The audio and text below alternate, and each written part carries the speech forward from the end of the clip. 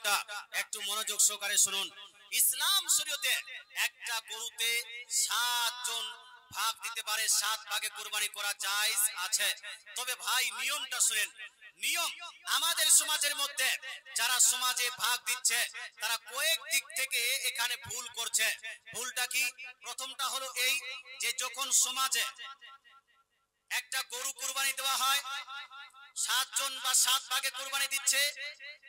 নিয়মটা হলো এই, প্রথমত এই গোশটা আপনাকে ভাগ করতে হবে কয়টা? 7টা ভাগ করতে হবে। কয়টা ভাগ করতে হবে? ভাগ হবে প্রথমে 7টা।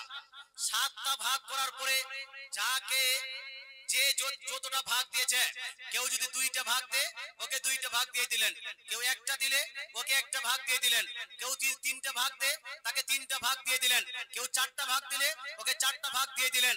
যারা যতটা ভাগ দিয়েছে প্রথমত 7 ভাগ করে তার ভাগগুলো তাকে বুঝিয়ে দিলেন। বুঝিয়ে দেওয়ার পরে আপনি 1 ভাগ পেয়েছেন, আপনার 1 ভাগ দিয়েছিলেন, ওই 1 ভাগটা আপনার নেওয়ার পরে আপনি সেখানে ভাগ করবেন কয়টা? 3টা। আগে হবে 7 ভাগ, তারপরে হবে 3 ভাগ। এই 3 ভাগের পরে একটা আপনার বাড়িতে রাখবেন, 2 নাম্বার আপনার আত্মীয় স্বজনদের দিবেন, 3 নাম্বার আপনার কাকে দিতে হবে ভাই? তৃতীয় নাম্বার কাকে দিতে হবে? ফকিরকে দিতে হবে, মিসকিনকে দিতে হবে। আচ্ছা বলুন তো, ইসলাম শরীয়তে সমাজের কোনো ভাগ রেখেছে? হানা বলুন না, মাথা এদিকে হিলাচ্ছে, বুঝতেই পারেনি। আচ্ছা আপনি বলেন তো কেশিয়া স্যার, সমাজের কোনো ভাগ আছে ইসলামে? সমাজের নাই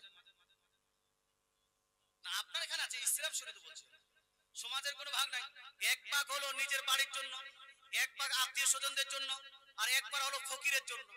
তো সমাজের কোনো ভাগ আছে ভাই? সমাজের কোনো ভাগ নাই। তো সমাজে কোনটা ভাগ দেন আপনারা? কোনটা ভাগ?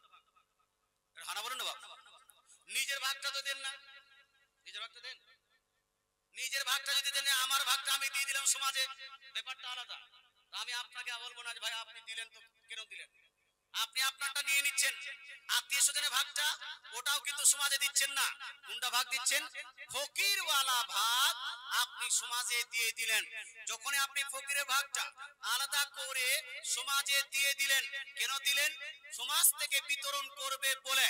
এবার আপনার সমাজে বিতরণ করার পরে এই ফকিরের ভাগ সমাজে বিতরণ করার পরে যেই গোশটা বেঁচে গেল, এই গোশটা আবার বন্টন করে আপনি নিয়ে নিলেন। বলেন তো, যখনই আপনি নিবেন তা আপনি নিজেকে ফকির প্রমাণ করলেন না করলেন না? হানা বলেন না ভাই, নিজেকে মিসকিন প্রমাণ করলেন না করলেন না?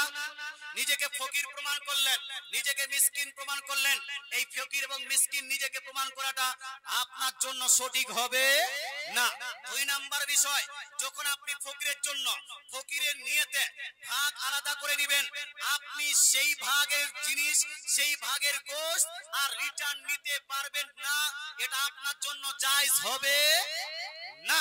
যদি এটা আপনার জন্য জায়েজ না হয়, তাহলে ফকিরের ভাগ দেওয়ার পরে আবার নিজেকে ফকির প্রমাণ করার জন্য যেই ভাগটা আপনি পুনরায় নিয়ে নিচ্ছেন, এইটাও আপনার জায়েজ হচ্ছে? জায়েজ হচ্ছে? জায়েজ হচ্ছে না। কিন্তু ভাই আপনাকে বলতে চাই, আপনার সমাজের মধ্যে চলছে, আমাদের সমাজের মধ্যে চলতো, আমাদের এলাকায় এটা চলতো, আগে চলতো, কিন্তু এখন আর চলে না। এখন এটাকে বন্ধ করে দিয়েছি আমি। মুসলমান আপনাকে বলতে চাই, এই নিয়মটাকে বন্ধ করতে হবে।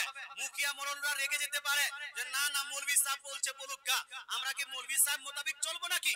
আমরা কি মুফতি সাহেব অনুযায়ী চলবো নাকি? তো ভাই আপনি মরার পর বুঝতে পারবেন যে মৌলভীর কথাটা মানলেই ভালো ছিল, মুফতি সাহেবের কথাটা মানলেই ভালো ছিল। মুসলমান আপনাকে বলতে চাই, শরীয়তের দৃষ্টিকোণ থেকে যখন কোনো কাজ করবেন, কুরবানিটা যেহেতু শরীয়তি কাজ, এটা মৌলভী মুন্সি অনুযায়ী করা উচিত না উচিত নয়? হ্যাঁ বলুন বাবা, উচিত নয়? উচিত আছে। তাই ভাই আপনি যেই ভাগগুলো করছেন, সমাজের ভাগগুলো বন্ধ রাখতে হবে। আপনি সমাজে ভাগ না দিয়ে আপনার যেটা পাওয়ার, সেটা পাওয়ারটা আপনি নিয়ে নেবেন। আর নিয়ে নেওয়ার পরে আপনার ইচ্ছা মোতাবেক আপনি 3টি ভাগ করে, যদি গরিব মিসকিন থাকে এলাকায় তাহলে গরিব মিসকিনকে দিবেন 2য় ভাগটা, আর যদি গরিব মিসকিন না থাকে 3 ভাগ আপনি নিজের বাড়িতে রাখবেন। কোনো সমস্যা নাই, এতে কোনো অসুবিধা নাই। গরিব যদি থাকে তাহলে দিবেন, আর গরিব যদি না থাকে তাহলে 3 ভাগ নিজের বাড়িতে রাখবেন। ভালো আছে না নাই? ঠিক আছে না নাই?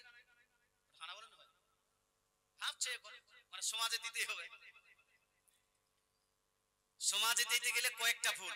প্রথম ভুল হলো যে সমাজে দিতে গিয়ে আপনি প্রথমে 3 ভাগ করছেন, পরে 7 ভাগ করছেন।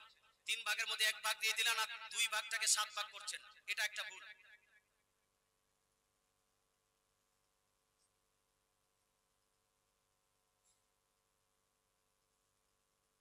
25 থেকে 50,000 টাকা দামের একটা ঘড়ি পাওয়া যায়, ওই ঘড়িটা এখানে দান করবেন, কিন্তু ওই ঘড়িটা নিবে কে?